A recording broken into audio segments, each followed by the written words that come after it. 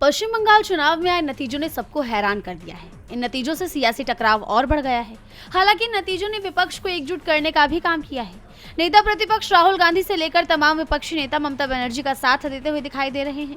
इसी कड़ी में सपा प्रमुख अखिलेश यादव ने भी ममता बनर्जी से बाकायदा कोलकाता में जाकर मुलाकात की और बीजेपी पर कई गंभीर आरोप लगाए।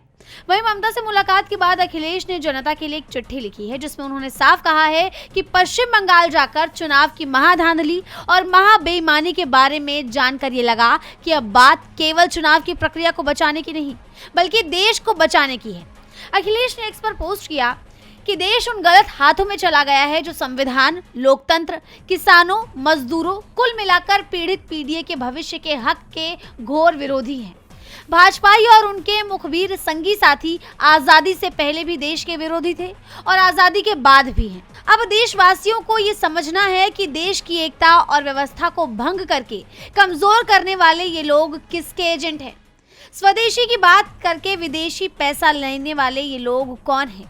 उन्होंने नोटबंदी से लेकर तमाम मुद्दों पर सवाल उठाए और सरकार पर सवालों की बौछार कर दी।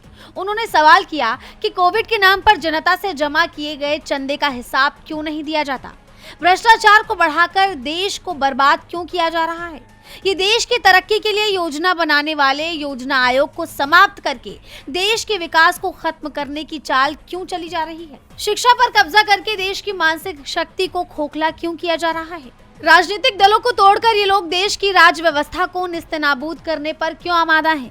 अखिलेश ने एकजुटता का आह्वान करते हुए आगे कहा कि अब वो निर्णायक समय आ गया है जब हम सबको मिलकर इन देश विरोधी नकारात्मक ताकतों को हमेशा के लिए हराना होगा, देश को बचाना होगा और देश की नई आजादी के लिए तिरंगा उठाना होगा।